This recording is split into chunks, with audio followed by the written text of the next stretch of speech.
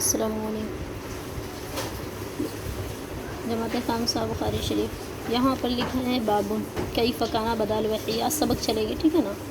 بابن اصل میں بوبن تھا، ٹھیک ہے نا، واو کو الف سے بدل دیا گیا، باب ہو گیا، ٹھیک ہے نا۔ باب کے متعدد معنی آتے ہیں، ٹھیک ہے، لیکن یہاں پر باب جو ہے یہ نو کے معنی میں آتا ہے۔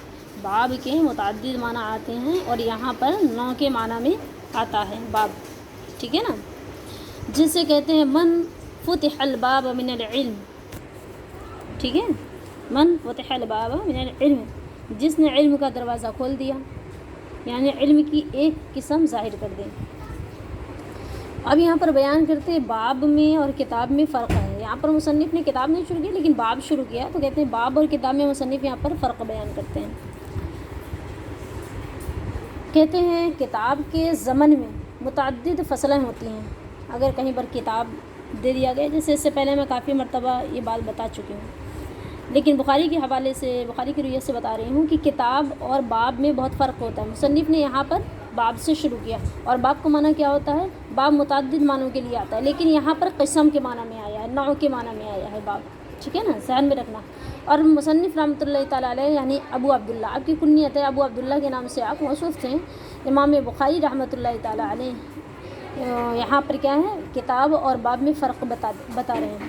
کہتے ہیں باب کا معنی ہوتا ہے متعدد معنی، اور نو کے معنی میں بھی آتا ہے، لیکن کتاب کے معنی، کتاب کے ضمن میں متعدد فصلیں ہوتی ہیں، ہے نا، یعنی فرق بیان کرتے ہیں کہ کتاب کے ضمن میں متعدد فصلیں ہوتی ہیں اور باب کے ضمن میں ایک ہی فصل ہوتی ہے، یہ فرق بتایا، ٹھیک ہے نا۔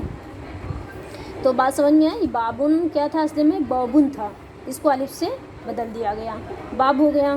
باب کے متعدد معنی آتے ہیں، ٹھیک ہے نا، لیکن یہاں پر نو کے معنی میں آیا ہے، جیسے من فتح الباب من العلم، ہے نا، علم کی ایک قسم ظاہر کر دی، ٹھیک ہے نا۔ اور باب اور کتاب میں فرق ہے، کتاب کے ضمن میں متعدد فصلیں ہوتی ہیں اور باب کے ضمن میں ایک ہی فصل ہوتی ہے، ضمن دوات سے ہے، ٹھیک ہے نا۔ اور اس لیے امام بخاری نے باب کہا، ٹھیک ہے نا۔ اگر باب کہا تو اب یہاں پر سمجھ میں آئیں گے متعدد معنی، متعدد باتیں امام بخاری بیان کرنا چاہتے ہیں، متعدد نو بیان کرنا چاہتے ہیں، ٹھیک ہے نا۔ اور کہتے ہیں کیفا، یا پھر تو کیفا کا استعمال متعدد معنوں میں ہوتا ہے، ٹھیک ہے نا۔ کبھی استفہام حقیقی کے لیے آتا ہے، کس کے لیے؟ کبھی استفہام حقیقی کے لیے آتا ہے، جیسے کہہ دیا گیا کیف زید، زید کیسا ہے، ٹھیک ہے نا۔ اور دوسرا یہ ہے کبھی تعجب کے اظہار کے لیے استعمال ہوتا ہے، کیا؟ تعجب کے اظہار کے لیے استعمال ہوتا ہے، جیسے کیف تکفرون باللہ، ٹھیک ہے نا، تم اللہ سے کیوں نہیں، تم اللہ سے کیوں کر کفر کرتے ہو، کیف تکفرون باللہ، تم اللہ سے کیوں کر کفر کرتے ہو۔ اور کبھی خبر بتاتا ہے، میں آگے بتائیں نا کہ کیفا کا استعمال متعدد معنی میں ہوتا ہے، کبھی کس کے لیے؟ استفہام حقیقی کے لیے آتا ہے، جیسے کیف زید، اور کبھی تعجب کے لیے، اظہار تعجب کے لیے استعمال ہوتا ہے، جیسے کیف تکفرون باللہ، ٹھیک ہے نا۔ اور کبھی خبر واقع ہوتی ہیں، جیسے کیف انت، کیف انتی ونس، ٹھیک ہے نا۔ کبھی حال بھی ہوتا ہے، جیسے کہہ دیا جائے کیف جاء زید، زید کس حال میں آیا، ٹھیک ہے نا۔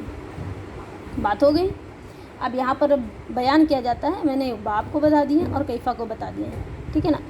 اس کو ریکارڈنگ بند کریں۔